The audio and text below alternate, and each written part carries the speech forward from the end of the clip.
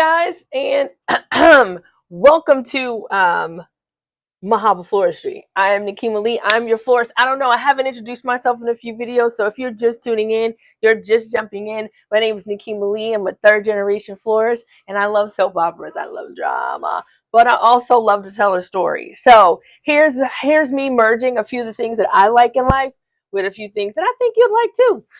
So we're gonna take down this arch that we built for the salon that is next door to us for their anniversary. So we were really excited about that. I'll include some pictures and videos at the end of this video so you can kind of see what it looks like. And while we're talking, I'm going to go ahead and recap episode 31. Am I episode 31? Let me double check because I have been getting these episodes wrong a few times. We are recapping episode 31. That's right. So the episode opens. Let me get my scissors. I can pull this stuff out while I'm talking to you. So episode 31, it starts off with Dre going back to the hospital. So he's doing the documentary for the hospital. And it's pretty awesome, that he gets a chance to do this. And it's cool and everything, but for some reason people have stopped wanting to talk to him, and I didn't understand what that was about. No one wants to talk to him. Tim said it could be because of the politics in the hospital, or it could be because of HIPAA, but he's not asking about patient information or patient confidentiality, and he's not really asking for them to rat out, how's the work environment, are they working too late or anything like that. They're just asking for their story and their experiences. So it was a little weird that that he was saying that they don't talk to him anymore. So that leads him to taking these sort of cameo behind the scenes, you know like you know eavesdropping type of videos, which is really weird, super weird, but I digress. So he ends up getting this captioned video of Ashley because she put the decimal point in the wrong place on the patient's chart. She gave the right dosage, but she just wrote the paperwork wrong.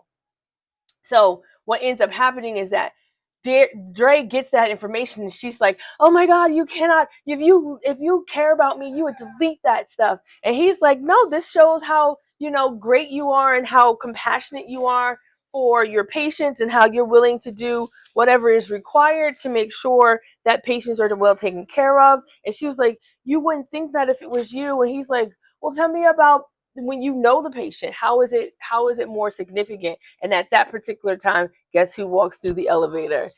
Derek. Yes. So Derek comes, sashaying in, and she sees Derek. So I feel like she's not talking to the camera anymore. She's talking to Derek, and she starts crying. She's like, "I always thought he would be here, and it was always my fear for him to end up in the hospital because he is a firefighter. And to see him in that space, I just haven't been able to process it."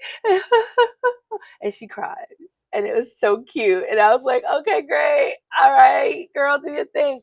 So they end up talking it out, hashing it out, and it was really good to see. Now, what I did notice with the cameos that Dre was taking is that he had a little bit of an eye for Sharice.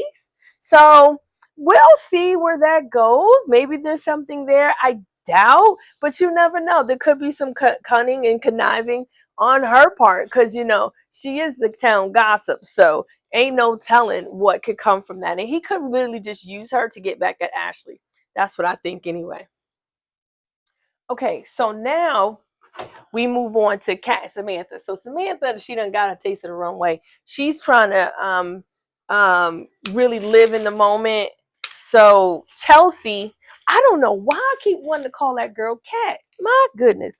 So Chelsea goes over, gives her some flowers, which we'll talk about later, and says she did a great job. She's really proud of her. So the girl, Samantha, springs this thing on her. "Hey, why don't I want to be a model? Why don't you be my manager?" And Kat's like, "Is that really what you want to do? I just gave you 20 minutes of why you'll have an eating disorder. You won't eat, you won't sleep, you'll be overworked, underpaid, people won't respect you, you'll have to listen to and read the comments all your life. Like, you don't want that kind of life." And she's like, "I want that life. I want that life. Give me that life. And I want you to lead me to the promised land." And she's like, "I mean, no, Like, no, like, no, please, no, like, no. But then she realizes that if she doesn't do it, then the girl is determined. She is absolutely determined to the point where she's enlisted her brother to help tell her their dad that this is what she wants to do. So they've decided to divide and conquer, i.e., I need to talk to Pops, says the boy, because he wants to talk to him about being bullied, we assume. And then the girl wants to talk to Dad about modeling. They feel like, they'll talk to each other and they'll get their way. They're smart kids, so we'll give them that for sure. Um, so they're really determined. She is really, really determined to be a model, which in my opinion, I think that Danny is going to get involved because that's all she knows. And if Chelsea won't help her, then I feel like she's gonna enlist Danny to help her. But I digress. Okay, y'all. So that lady done injected that girl with potassium and gave her a heart attack, a myocardial infarction, which is a heart attack, right? And who am I talking about? Leslie, Dana, Anna, and apparently she's also Lulu from wherever she's from. This woman is in freaking sane. She's nutso bonker crazy. She gave that girl an injection of potassium and led her to a heart attack. And here's the kicker. They don't know when that girl's going to get out. I don't know what kind of insurance she got, but when that doctor said in an indefinite amount of time, I was like, what kind of Blue Cross Blue Shield has she got? Because after 2 days, she would have been out of the hospital. If she would have stayed too, she'd have had that accident, had that operation, and 24 hours later, they would have discharged her with some instructions and some medicine.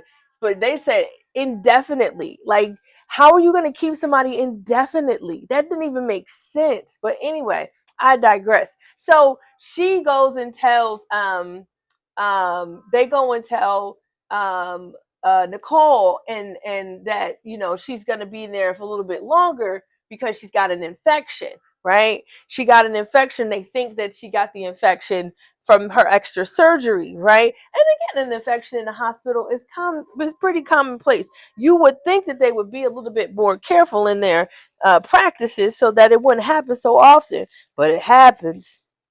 So they ended up saying that they're going to keep her. Now Tim and Nicole are in a quarrel, a conundrum because they want to keep Eva. They don't know what to do. So they suggest, hey, why don't we just make her hook her up at the country club and make her a stylist? She is a hairstylist. She'll be working at the country club. She'll have influx of customers. She'll still be in the loop. In my opinion, I think it's a win-win for everybody. I think Eva should look at it not as a slide, but really as a gift because she still gets to be in the country club. She still gets to be in the circle. She doesn't lose anything. I think it's a really great idea. You think Eva thinks it's a great idea? No. She thinks it's a horrible idea. She thinks she's being booted out. She's sitting in the restaurant. She's sitting in Opal's just with a frown on her face and runs into Tomas. And Tomas was like, well, I'll be back. I'm going to get me an umbrella. And she was like, for what? For that dark cloud that's circling over your head. Like, what's wrong with you? Why are you so frowny and sad? She was like, because I'm coming to lose my job. He was like, it was temporary, right? And she was like, yeah, but I've grown to love them. They've accepted me. Tim and Nicole, they're like family now, and I don't want to leave. I don't know what I'm supposed to do. And he's like, get another job. Like, it ain't that serious. It ain't that serious. But she's like all heartbroken, like, oh my God, what else I gotta do? It's crazy. But he's like, listen, it'll be fine. It'll be okay. I'm gonna keep an eye on that relationship because the whole bad blood between her and Kat can lead to a love triangle with Tomas, i.e., I'm gonna drug him and sleep with him and make you think that he wants me. Oh, I can see it playing out as a real ultimate drama. So we'll see where this goes, okay? And since we're on the subject of Kat and Tomas, right? He had the whole grilling by the family of brothers, but she has went and invited him to her birthday party, which she thinks she's gonna have, which she may not have. She's been such a butthole because her mom found the camera that she was supposed to get rid of, and she didn't because she was too busy thinking about the fashion show. So her mother was like, "You got to get over your obsession with Eva. You're just too obsessed. And I taught you better than this. I thought I taught you better than this for you to be going around and ripping around with the foolishness that you got going on. Do better, Cat. Do better." And she really told her from a therapist perspective. She's such a therapist. They must have a therapist on call or as a consultant, because she's saying some really accurate therapeutic things. She was like, "Listen, I want you to understand that nobody's trying to replace you. Maybe that's why you're upset. No one's trying to replace you. Nobody's trying to, edge you out. We love you. And we just don't understand where this is all coming from." And she's like, "Mom, it's I just don't like her. I don't trust her." And she's like, "But you don't have any reason to not to trust her. What are we doing? Do better. We taught you better." She's like, "Yes, Mom." So they run into each other on the way in, Eva and Kat. So it's all a big thing. I just really hope that Eva, once the truth comes out about her dad, that her and Kat can kind of, it might take a year or two, but I feel like they're going to be friends in the end. 10 years from now, they might marry the same man, child. But I digress. Okay, can we talk about the little romance between Smitty and Martin? Oh, shucks. It was so cute. So they went to brunch, which was very dark. I thought they would go to the country club for brunch, but I didn't think they were at the country club. But anyway, they go to brunch and Martin gives him a pen. Apparently, it's the type of pen, one of them make very expensive types of pens. You got to, fill it with actual ink. So he went and got his pen refilled, and they kind of went down memory lane of how they met and everything, and how they were both flirty with each other and all the things that they did. And it was really cute just to kind of get a little bit of a backstory, how they just kind of were just, just two young kids out there in the world and just found each other and just was like, yeah, whatever you want. Consider this an invitation. Consider this my RSVP for anywhere you want to take me. I was like, okay, Smitty, go ahead and put it out there, baby. So he was, they had a quiet little moment, and they really genuinely care for each other as the world, if they would make the world seem. I feel like those are the types of relationships that when one little buckle comes, then everybody is out for blood. Like they quit on each other rather quickly, or the slightest little thing creates this tension. So we'll see where this goes with them. Hopefully this is you know once the secret comes out, that it's not so much that it'll ruin the relationship, and they can actually still, be rather good to each other. You would think. One would only hope. One can only hope. Okay, so I had already talked about it, but Miss Leslie Dana Lulu, she has disguised herself as a nurse and went and checked on that girl's chart. And I'm talking about, she is just determined to make sure that this girl don't work again. Like, who does that? Like, I talked about it last, talk about how selfish she is and how reckless she is, and it doesn't make no sense for her to be such just to get back a man who don't want you. Girls, let it go. Don't be this crazy over no man. He don't even want you. He ain't giving you the time of day, the time of hour, or the minute and the second. Like, let him go. You out here trying to, kill folks for somebody who don't want you. You out here disguising yourself, changing. And she was like, "My name Lulu. I just was in the OR when she came in, and we just want to make sure that she's just okay." And I was like, "Girl, if you don't stop it, somebody's going to see her, whether it is the housekeeper lady, or it's going to be Ashley's mom. She is going to be ratted out, and whenever it happens, it's going to be big and juicy, and I'm excited about it because she deserves every bad thing that's coming to her." Everything that's coming to her, and it's coming. It's gonna come full force and fast, hot and heavy, baby, hot and heavy. All right, like that's it. That's episode 31. That is it. It is a fantastic. We are moving into some things. I got a feeling that Tim and that lady gonna have they run in sooner than later. Other than that, let me just sure I'm still on. Other than that, hang in, buckle in, make sure you like, comment, and subscribe. I'll show you the art of what it looked like before I tore it all down. Thank you for following. Thank you for watching. Appreciate you. Have a great day. Love you. Bye bye.